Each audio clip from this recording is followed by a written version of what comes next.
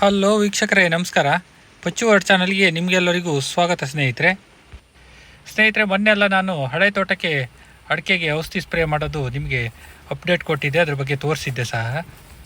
ಇವತ್ತು ಇಲ್ಲಿ ಸಸಿ ತೋಟಕ್ಕೆ ಔಷಧಿ ಹೊಡಿಲಿಕ್ಕಿದೆ. ಸಸಿ ಅಂದರೆ ಸುಮಾರು ಒಂದು 5 ರಿಂದ 6 ವರ್ಷ ಒಳಗಡೆ ಸಸಿಗಳು.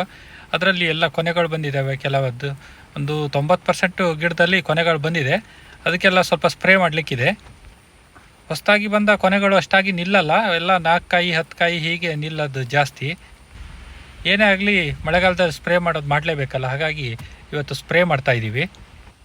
ಮಳೆಗಾಲದಲ್ಲಿ ಏನಪ್ಪ ಅಂದರೆ ಅಡಿಕೆಗೆ ಸ್ಪ್ರೇ ಮಾಡೋದೇ ಒಂದು ಬ್ಯುಸಿ ಕೆಲಸ ಆಗಿರುತ್ತೆ. ಭತ್ತದ ಗದ್ದೆ ಎಲ್ಲ ಇದ್ದವರಿಗೆ ಸ್ವಲ್ಪ ಅದ್ರದ್ದು ಕೆಲಸನೂ ಹೆವಿ ಇರುತ್ತೆ. ವೀಕ್ಷಕರೇ, ಈಗ 1 ಡ್ರಮ್ ಔಷಧಿ ಮಾಡಿ ಇಟ್ಕೊಂಡಿದ್ದೀವಿ. ಎಷ್ಟು ಬೇಕು ಔಷಧಿ ನೋಡಬೇಕು. ಇಲ್ಲಿಗೆ 1 ಡ್ರಮ್ ಅಥವಾ 1.5 ಡ್ರಮ್ ಸಾಕಾಗುತ್ತೆ ಔಷಧಿ ಅಂತ ಮಾಡಿದ್ದೀನಿ. ಅಂದರೆ ಫಸ್ಟ್ ಟೈಮ್ ಅಲ್ಲ, ಅಷ್ಟಾಗಿ ಕೊನೆಗಳು ಬಂದಿರೋದಿಲ್ಲ. ಹಾಗಾಗಿ ಸ್ನೇಹಿತರೆ, ನೀವು ಅಡಿಕೆ ಗಿಡಗಳನ್ನೆಲ್ಲ ನೋಡಿ, ಗ್ರೀನಿಶ್ ಆಗಿ ಎಷ್ಟು ಚೆಂದಾಗಿ ಕಾಣ್ತಾ ಇದೆ. ನಾವು ಬೇಸಿಗೆನಲ್ಲಿ ಎಷ್ಟೇ ನೀರು ಹೊಡೆದ್ರೂ ಮಳೆಗಾಲದಲ್ಲಿ ಮಳೆ ಬಂದಾಗ ಆಗೋದಿಲ್ಲ ಅಡಿಕೆ ಗಿಡಗಳಿಗೆ. ಮಳೆಗಾಲದಲ್ಲಿ ಫುಲ್ ಕಲರ್ ಚೇಂಜ್ ಆಗಿಬಿಡುತ್ತೆ. ಆದರೆ ಮಳೆ ಅತಿ ಆದರೂ ಆಗೋದಿಲ್ಲ. ಈಗೊಂದು 3-4 ದಿವಸದಿಂದ ಒಳ್ಳೆ ಮಳೆ ಬರ್ತಾಯಿದೆ ನೋಡಿ. ಮೋಡ ಆಗ್ತಾಯಿದೆ, ಮಳೆ ಬರುವ ಚಾನ್ಸ್ ಇದೆ ಈಗ ಸ್ವಲ್ಪ. ಏನಪ್ಪ ಅಂದರೆ ಇವತ್ತೊಂದು ದಿವಸ ಒಂಚೂರು ಮಳೆ ಬಿಡುವು ಕೊಟ್ಟಿದೆ. ಕ್ಲೀನಾಗಿ ಡ್ರೈ ವಾತಾವರಣ ಇದೆ. ಅದರಲ್ಲಿ ಔಷಧಿ ಹೊಡ್ಕೊಂಬಿಡೋಣ ಅಂತ.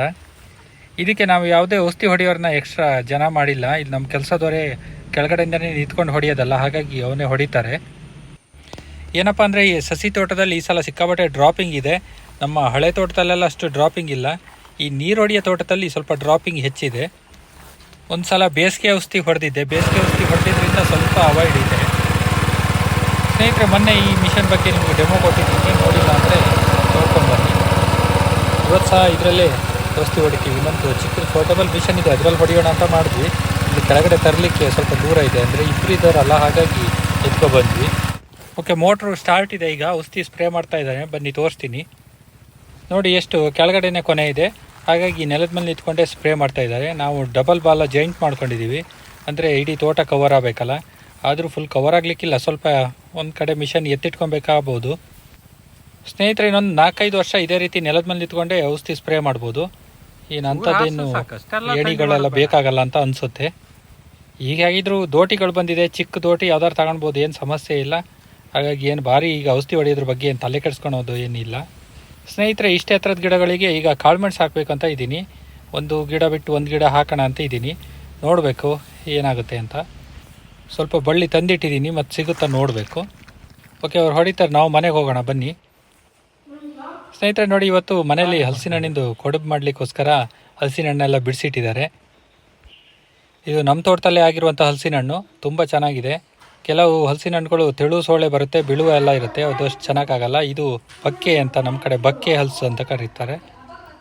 ತುಂಬ ರುಚಿ ಇರುತ್ತೆ, ಹಾಗೆ ತಿನ್ನಲಿಕ್ಕೂ ತುಂಬ ಚೆನ್ನಾಗಿರುತ್ತೆ, ತಿಂಡಿಗೂ ತುಂಬ ಚೆನ್ನಾಗಾಗುತ್ತೆ. ಇದು ಹಲಸಿನ ಹಣ್ಣಿಂದು ಕೊಟ್ಟೆ ಕಡುಬು ಸಾಧಾರಣ ಮಲೆನಾಡಲ್ಲಿ ಇರೋರಿಗೆಲ್ಲ ಗೊತ್ತಿರುತ್ತೆ.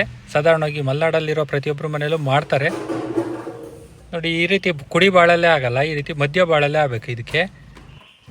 ಇದು ಮಳೆಗಾಲದಲ್ಲಿ ಮಲೆನಾಡಿನಲ್ಲಿ ಫೇವರೇಟ್ ತಿಂಡಿ. ಇದು ಮಕ್ಕಳಿಗೆ ದೊಡ್ಡವರಿಗೆ ಎಲ್ಲರಿಗೂ ತುಂಬ ಇಷ್ಟ ಆಗುತ್ತೆ. ಇದು ತುಪ್ಪ ಹಾಕ್ಕೊಂಡು ತಿಂದರೆ ಸೂಪರಾಗಿರುತ್ತೆ. ನಮ್ಮಲ್ಲಿ ಮಲೆನಾಡಲ್ಲಿ ದೇವ್ರ ಹರಕೆ ಅಂತ ಮಾಡ್ತಾರೆ.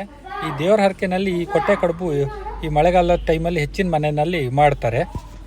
ಇದೇ ಇಷ್ಟು ಬಂದರೂ ಸಾಕು. ಸ್ನೇಹಿತರೆ ನೋಡಿ, ಈ ಕೊಟ್ಟೆ ಕಡುಬು ಮಾಡುವಾಗ ಬಾಳೆಲೆ ಈ ರೀತಿ ರೌಂಡಾಗಿ ಮಡ್ತಾ ಇದ್ದಾರೆ ನೋಡಿ. ಈ ರೀತಿ ರೌಂಡಾಗಿ ಸುತ್ಕೊಳ್ಬೇಕು. ಈ ರೀತಿ ರೌಂಡಾಗಿ ಸುತ್ಕೊಂಡು ಕೆಳಗಡೆ ಮತ್ತು ಮೇಲ್ಗಡೆ 2 ಸೈಡು ಕಟ್ಕೊಳ್ತಾರೆ. ವೀಕ್ಷಕರೇ, ಈ ಕೊಟ್ಟೆ ಕಡುಬು ಮಾಡೋದ್ರ ಬಗ್ಗೆ ವಿಡಿಯೋ ಬೇಕಾದರೆ ಕಾಮೆಂಟ್ ಮಾಡಿ, ಬೇಕಾದರೆ ಅದ್ರ ಬಗ್ಗೆನೇ ಸಪ್ರೇಟಾಗಿ ಒಂದು ದಿವಸ ವಿಡಿಯೋ ಮಾಡಿ ತಿಳಿಸ್ತೀನಿ. ವೀಕ್ಷಕರೇ, ಮುಂದಿನ ವಿಡಿಯೋದಲ್ಲಿ ಮತ್ತೆ ಭೇಟಿಯಾಗೋಣ. ಬಾಯ್ ಸ್ನೇಹಿತರೆ.